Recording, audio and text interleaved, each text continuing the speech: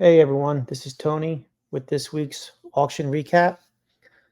We're going to switch things up a little bit, talk about the Olajuwon autograph card that sold for a little bit over $15,000 last week. I saw that was relisted at Greg Morris. Then we'll get into past auction sales and wrap it up with upcoming auctions for your favorite star basketball cards. So when we last met, we saw on April 10th the PSA 8 with 10 auto grade of the Hakeem Olajuwon card sold for $15,457. It appears that card was relisted. Why was it relisted? Was maybe the buyer didn't pay? Some error, but it had 45 bids. The bids just didn't look on the up and up to me. And for those who've been following me on my personal YouTube channel and on this channel since I took over for Kevin and helping Ryan out, whether I'm right or wrong, I always try to give you my honest opinion that I believe in. And I saw a little bit of shady activity. So take a look at the last video we did, and I go into a little bit about the bidding process. So anyway, on April 18th, the card sold, but it wasn't an auction this time by Greg Morris. It was a buy it now or best offer. So I went into Card Ladder and I wanted to see what the card sold for. And we see the April 10th sale here, $15,457. I see the April 18th relisting sale here, also sold for the same amount of money. So I'll reach out to my friends at Card Ladder. We'll take a look at what happened, but one of these sales will be removed and we'll find out what the true sold price was. Just wanted to bring this up to folks' attention, and just so you know, it is the same cert I checked, ending in 3972. Let's move on to the other cards. I saw 3 Michael Jordan confirmed sales of the 101 card. We had an ungraded one. I'm not going to talk too much about that. Then on the 22nd, we had a BGS 8.5 with 9 subs sold for $40,100. This I want to talk about. Well, let's quickly go into this one. We also had on April 23rd, which was yesterday at the time of this recording, we had an altered sell for $12,000. Let's take a look at this card, because a lot of conversation about this card was on the Facebook Star group.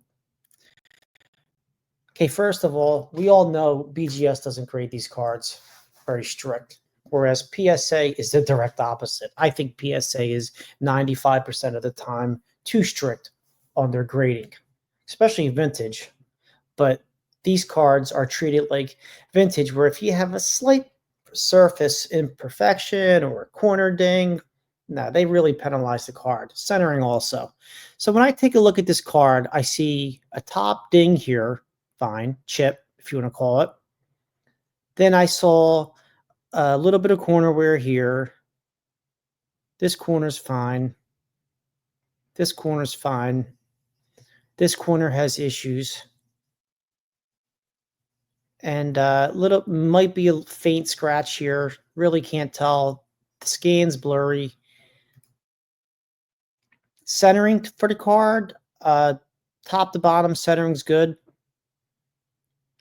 And left to right centering is what we expect on the card. Maybe a little bit better than usual. But BGS consider this an 8.5. Now, from what I know, how PSA grades these cards from personal experience and doing these auction recaps, and even before that, this would probably be a 6.5 because of the eye appeal of it. Maybe if the graders in a giving mood, they'll give a 7, but I think it's going to be a 6.5. The back of the card, because you got to take a look at that too. I see minor chipping around the edge. I don't see any dirty wear on the card from being stored in a binder or a penny sleeve with a top loader for too long. Sometimes you get the little brown dirt spots along the edges. So on the forum, people were saying, well, you got to look at the slabs, take them into account, and you can't always think about the PSA grade, what it could be when the card is in a BGS slab. I disagree with that way of thinking.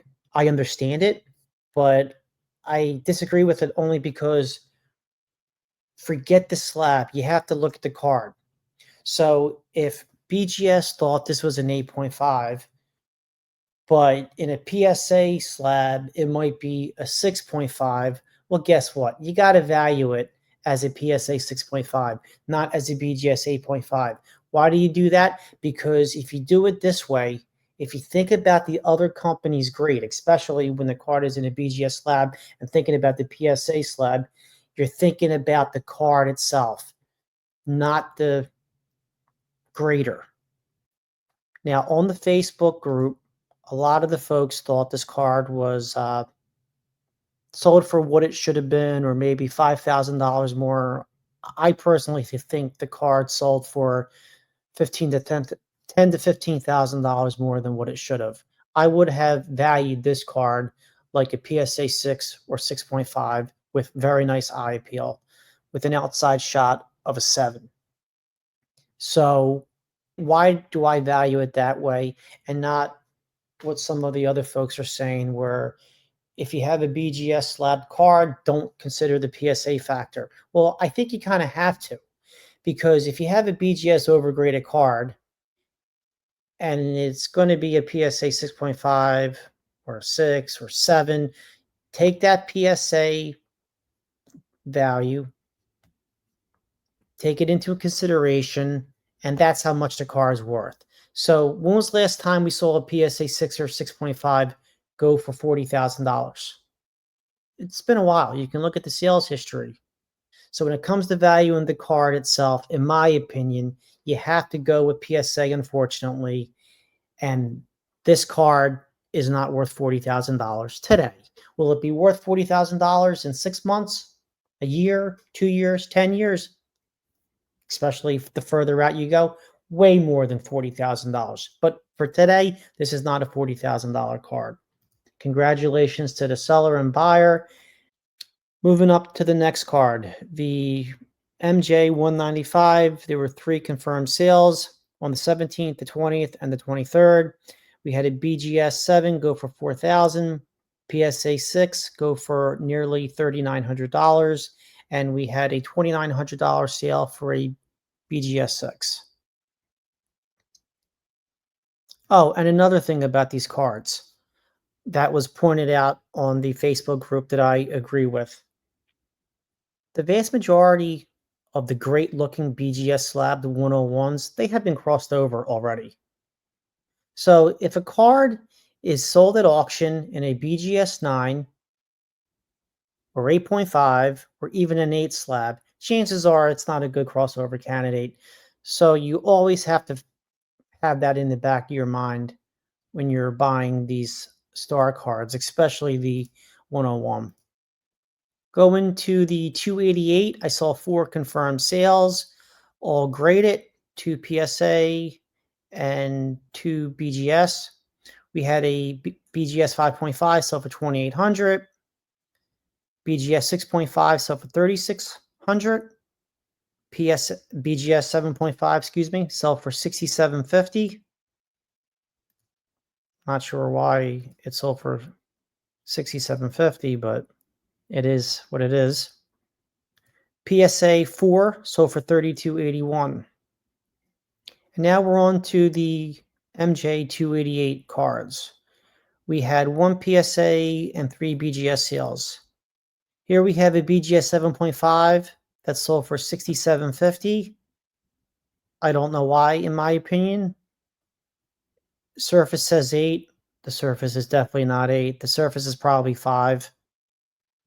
The centering is what we expect. So centering got a 7. It's what we see on these cards. Corners are sharp. I can see the corners getting an 8.5. I agree with that. Edges, nah, I don't think the edges are an 8. I think the edges are more like a 5 or a 6. So this is an overgraded card. Congratulations to the seller. on the Fanatics Buy It Now platform. I hope the buyer's happy. BGS 6.5 went for $3,600. And I'm looking at this card, and yeah, it's a very blurry picture. Edge-wise, I can tell right off the bat, this edge is probably on par with this 7.5. 7.5 is a sharp card. It just has a lot of surface issues and a couple edge issues also. PSA 4 sold at Probstein for $32.81. Another example. Here's our PSA 4. Sharp card. Has typical left to right centering issues, but you look at the edges, you look at the corner, and PSA graded a 4. So for $32.81, I would take that card over this for $37.50. And I'm not here to harp on anyone's card. That's not my intent. I'm just being honest with everyone. Here we had the second year star, Michael Jordan, 117. This was an interesting one. So for $17.50 on eBay, 9 subgrades for surface, edges and centering. Corners got a 6.5. And why did the corners got a 6.5?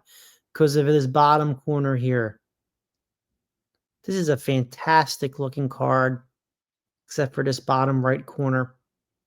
It's a nice card. It's unfortunate it has the one corner, but if you look at the eye appeal, if I'm looking at this card from 18 inches away, yeah, I'm going to see this faint corner bend here, but fabulous looking card, nice centering. Hopefully the buyer's happy. I see 4 confirmed sales. I see what we talked about at the start of the show, the relisting of the Olajuwon autographed card. I need to double check and see if this was the confirmed sale price. I did look at VCP just to get a second opinion, and they don't even have the card being sold on April 18th. They still got the April 10th original sale. So, got to do a little bit more digging. We had 3 Stockton sales, 0 Barkley sales. On the 22nd, we had a BGS 9 Stockton sell for $1,212. Again, I think it's one of those cards where if it was a great crossover candidate, it would have been crossed over already. I just been killed too many times crossing over these cards with surface grades on star cards, 8.5 or lower. Just be aware when you're buying Stockton cards about that diamond cut, because it could make or break the value of a card. Here we have 6 MJ 101s up for auction. 2 are ending tonight, Thursday, PSA 7, PSA 6, both on eBay. Then in 2 days at Golden, we have a BGS 8 and a PSA 6. The last 2, BGS 5.5 and a BGS 7, all on eBay. There are 2 195s for sale, BGS 8.5 and PSA 6, all on eBay. This is a BGS 8.5 on Probstein.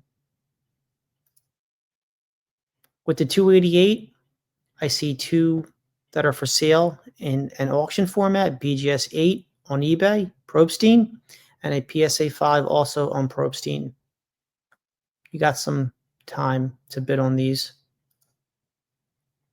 With the Olajuwon, I only see 1 that's currently for sale, auction format. This is a PSA 7, and this is at Mile High, part of their big auction that ends in 3 days. Barkley, I see 1 that's for sale on Fanatics. This is a BGS 9. And the last card we'll take a look at are the John Stockton cards. And with the John Stockton, I see 2, both on eBay, BGS 7.5 and a PSA 4. Thanks, folks. Hope you enjoyed the auction recap.